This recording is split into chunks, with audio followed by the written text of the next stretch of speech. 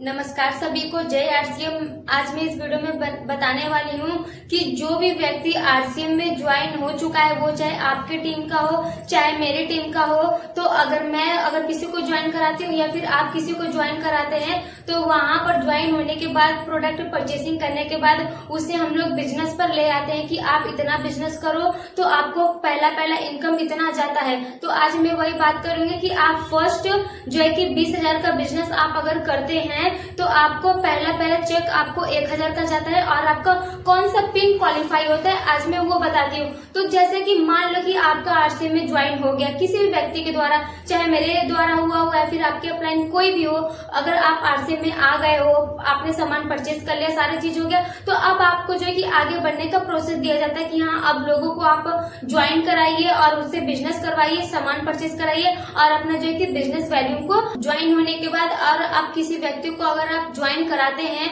तो वहां पर उसको सामान परचेज कराने के बाद कैसे आप बिजनेस करोगे कि आपका जो है कि पहला चेक भी 1,000 आए और आपका पेन लेवल भी चेंज हो। तो आइए हम लोग बात करते हैं। जैसा कि आरसीएम के स्टार्टिंग में फर्स्ट लेवल आपका होता है बिगनर का होता है। कौन सा लेवल होता है? बिगनर का होता है। और ये बिगनर का पिन पाने के लिए आपको जो है आपको बिजनेस करना पड़ता है। पहला 20,000 का बिजनेस करना पड़ता है, ठीक है। तो ये आप 20,000 का बिजनेस जब करते हो, आप अपने बी लेग में ज्वाइनिंग लगा के, आपके ए लेग से भी ज्वाइनिंग लगता है, बी लेग से भी ज्वाइनिंग लगता है, तो दोनों मिला के जो कि 20,000 का बिजनेस होता है। तो आपको ये पहला पिन लेवल बिगनर का हासिल होता है और आपको जो है कि पहला चेक आता है 1,000 का चेक आता है, ठीक है। ये पहला 20,000 का बिजनेस करते हो, पिन लेवल आपको मिलता है और ये 1,000 का आपको इनकम आता है। तो अब यहाँ पे लोग सोचते होंगे कि ये 20,000 का बिजनेस करने के लिए आपको क्या करना पड़ेगा। जो भी व्यक्ति आपको आरसीएम में ज्वाइन कराता है, हर एक डायरेक्ट सेलिंग का सिस्टम जो होता है वो होता है ए लेग होता है और दूसरा होता है बी लेग। ए लेग और बी लेग पर ही काम होता है। तो जो आप ज्वाइन होते तो अपने ए लेग में होते हो और बी लेग आप अपना खुद चलाते हो, ठीक है। तो ये जो ए लेग है, जो भी आपके अप्लाई होंगे ए लेग में आपको वो करेंगे 15,000 बिजनेस का सपोर्ट करेंगे, ठीक है। और आप अपने जो है कि बी लेग में करते हो 5,000 का आप बिजनेस करते हो, तो 15 और 5 कितना हो जाता है? यहाँ पर हो जाता है 20। तो 15 आपके अप्लाई ने दिया और 5 आपने किया, तो यहाँ पर हो गया 20। तो ये हो गया 20,000 का बिजनेस और आपका बिगनर जो है कि पिन लेवल चेंज होता है और इसी 20,000 के बिजनेस से आपको मिलता है 1,000 रुपए। आप आई होप कि आप लोग जो है कि बिगनर का जो है कि सिस्टम समझ गए हैं कि हाँ मुझे 20,000 कैसे करना है और मेरे को 1,000 इनकम कैसे आएगा, ठीक है। अब मैं बात करती हूँ दूसरे पिन लेवल की जो होता है। तो अब हम लोग बात करेंगे दूसरे पिन लेवल की। तो दूसरा पिन लेवल कौन सा होता है? स्टार्टर होता है। अब ये स्टार्टर का आपको जो है कि पिन पाने के लिए और जो है कि स्टार्टर का आपको पैसा पाने के लिए आपको कितना बिजनेस करना पड़ेगा वो मैं आपको बताती हूँ। तो जैसे कि स्टार्टर का बिजनेस जो होता है वो होता है 40,000 का होता है, ठीक है। 40,000 का होता है। तो अब ये भी 40,000 आपको अकेले नहीं करना है। जैसा कि मैंने आपको बताया बिगनर में कैसे होगा कि आपके अपलाइन सपोर्ट करेंगे और आप करोगे। तो यहाँ पर भी जो है कि ए लेग आपके अपलाइन होते हैं, बी लेग आप खुद होते हो। तो ए लेग में और बी लेग में क्या करना है? ए लेग में जो आपके अपलाइन होते हैं वो आपको सपोर्ट करते हैं 30,000 का और बी लेग में आप अपना करते हो 10,000 का। तो 30 और 10 कितना हो जाता है? 40,000 हो जाता है। तो 40,000 का बिजनेस यहाँ पर हो जाता है और पिन लेवल आपका दूसरा स्टार्टर हो जाता है। और आपको जो है कि सेकंड इनकम कितने का जाता है? यहाँ पर जाता है 2,000 का इनकम आपको जाता है। तो ये भी समझ में आया कि दूसरा पिन लेवल यहाँ पर मैंने बताया कि स्टार्टर का पिन पाने के लिए आपको 40,000 करना है। 40,000 आपको कैसे किस तरीके से होगा और आपको जो है कि सेकंड इनकम आपको 2,000 की जाती है, ठीक है। आई होप कि ये बातें समझ में आ गई। अब थोड़ा सा मैं बिगनर के टॉपिक पे और स्टार्टर के टॉपिक पे मैं बात कर लेती हूँ कि दोनों में डिफरेंस क्या होता है। जैसे कि आप फर्स्ट आप जब ज्वाइन होते हो, अपना आप खुद का सामान परचेज कर लेते हैं, काम हम करते हैं, तो बिगनर का पिन लेवल और फर्स्ट इनकम पाने के लिए आपको थोड़ा मेहनत करना पड़ता है, क्योंकि आपका वो शुरुआती टाइम होता है। तो 10 लोगों को 20 लोगों को आप प्लान दिखाते हैं, तो उसमें से कुछ लोग ही आते हैं। मान लो आपने 20 लोगों को प्लान दिखाया तो 10 लोग आते हैं, ठीक है। तो उन 10 लोगों से आपका बिगनर जो है कि निकल जाता है। लेकिन स्टार्टर की बात आती है तो यहाँ पर जो है कि बिजनेस कहाँ 20,000 और कहाँ 40,000, तो जो है कि 2% का डिफरेंस हुआ कि मेरा 20 और बढ़ गया। तो ये आपको कैसे करना है कि मेरे को क्या और अधिक ज्वाइनिंग कराना करते हैं कि स्टार्टर के लिए आपको कितना ज्वाइन और कैसे कराना है।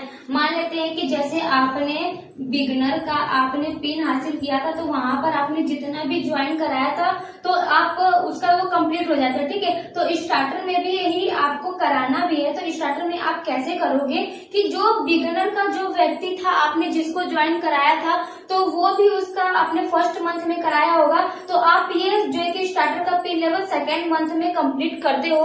तो जो बिगनर के लोग होते हैं अब वो तो सेकेंड मंथ में भी तो अपना परचेसिंग करेंगे ना।